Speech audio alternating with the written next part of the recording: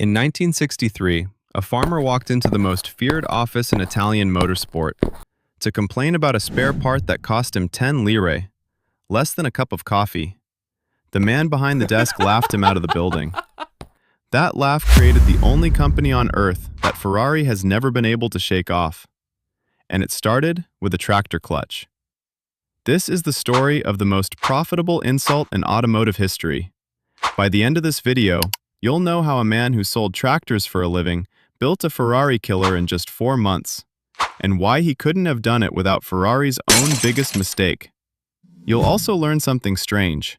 The most famous part of this story might never have happened, and the truth behind it is actually better.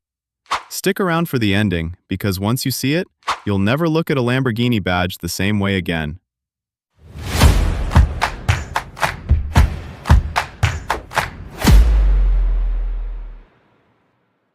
Ferruccio Lamborghini was born on a grape farm in northern Italy in 1916. And here's the first thing everyone gets wrong about this story. You'd think the founder of the world's most aggressive supercar brand grew up obsessed with race cars. He didn't. Ferruccio was obsessed with the farm equipment. While his family grew grapes, he took apart engines. That obsession sent him to study mechanical engineering, and then into the Italian Air Force during World War II, where he became the guy who could fix anything. When the war ended, Italy was broke, farmers needed machines, and Europe was littered with abandoned military vehicles. Ferruccio saw the chain nobody else saw: buy war surplus, strip the engines, turn instruments of war into tractors. Lamborghini Trattori was born in 1948, and it exploded. Within a decade, Ferruccio wasn't just a tractor builder. He added heating systems, air conditioning, and became one of the richest industrialists in Italy. And rich Italian industrialists in the 1950s all bought the same trophy: a Ferrari.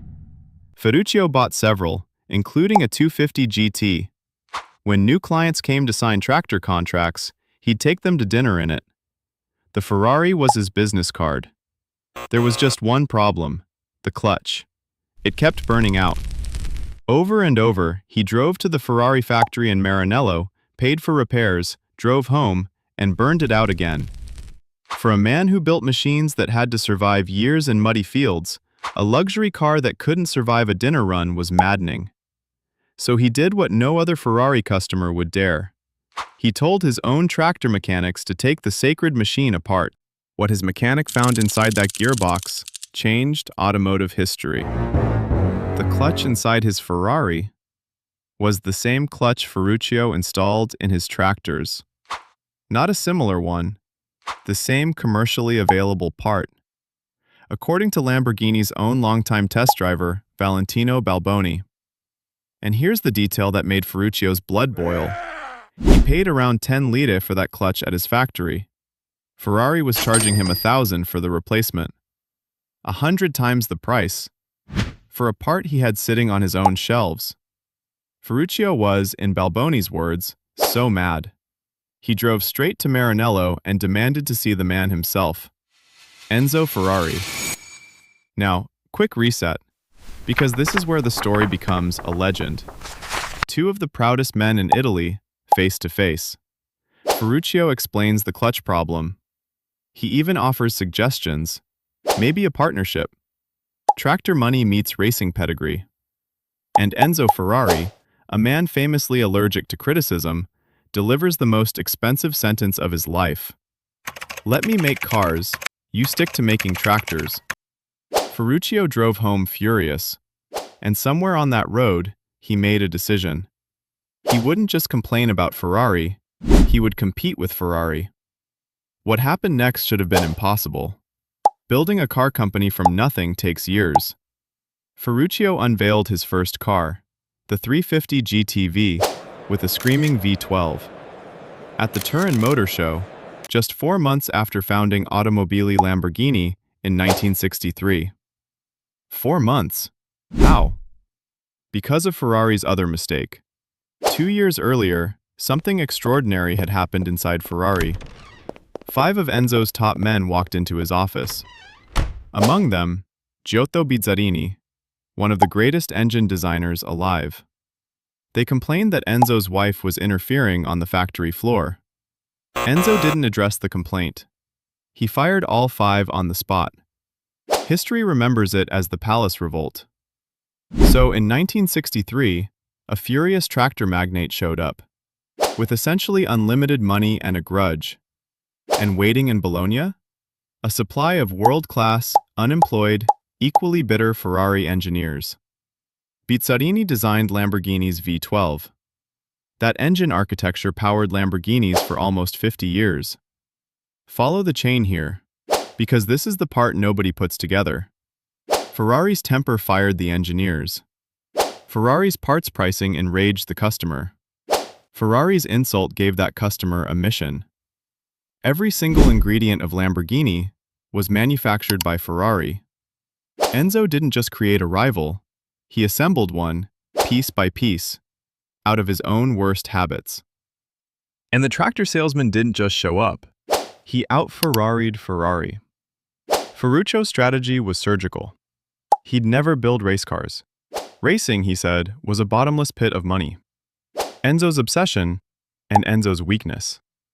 Instead, he'd build grand touring cars. Faster, smoother, better finished than Ferraris. Cars that didn't burn their clutches on the way to dinner. The 350 GT was his first production car, praised for exactly the refinement Ferrari owners had been begging for. Then, in 1966, the knockout punch. His young engineers put the engine behind the driver's seat. Formula One layout, in a road car. The Lamborghini Miura. Widely considered the world's first mid-engine production supercar. The word supercar as we know it essentially begins there. The tractor company had just out-innovated the racing company. Ferrari was forced to respond. The rivalry that started over a 10-lire clutch pushed both companies to build wilder, faster machines. For the next 60 years. The Countach, the Testarossa, the Diablo, the Enzo, the Aventador. Every one is a move in a chess game, between a horse and a bull, that began in one bad meeting in 1963. And the two men? Ferruccio put it simply, years later. Enzo Ferrari never spoke to me again. He is a great man, I admit, but it was incredibly easy to upset him. The empires outlived them both. Lamborghini survived 6 changes of ownership, near bankruptcies, even a spell owned by Chrysler, and never once lost its founding identity, the anti-Ferrari. Where Ferrari whispers heritage, Lamborghini shouts defiance. That's not a design accident. That's a grudge with a marketing department. But here's the twist. That famous insult, stick to your tractors? It might never have happened. Lamborghini's test driver Balboni believed it. But Bob Wallace doubted it ever happened. The legendary developer of the Miura, who was actually there. And historian Massimo Delbo put it best. Both men understood the publicity value of a feud. Something was said between them, but only Enzo and Ferruccio knew what it was. You'd think that ruins the story. Actually, it makes it better, because the documented parts are all real. The failing clutch, the 100 times markup on his own tractor part, the fired engineers, the 4-month car. The insult might just be the packaging. Ferruccio, a salesman to his bones, wrapped around them. The greatest origin story in car history might also be its greatest sales pitch. The man didn't just build the anti-Ferrari, he branded it. And the fingerprint is hiding in plain sight. Ferruccio chose his own zodiac sign as the company badge. Taurus, the bull. A deliberate, permanent middle finger to the prancing horse. And to this day, almost every Lamborghini, Miura, Murcielago, Aventador, Huracan, every one named after a fighting bull. So the next time one snarls past you, remember what you're actually looking at. A 10-lire tractor part, a laugh in an office in Maranello, and a farmer who decided to have the last word. Forever. Subscribe to my channel.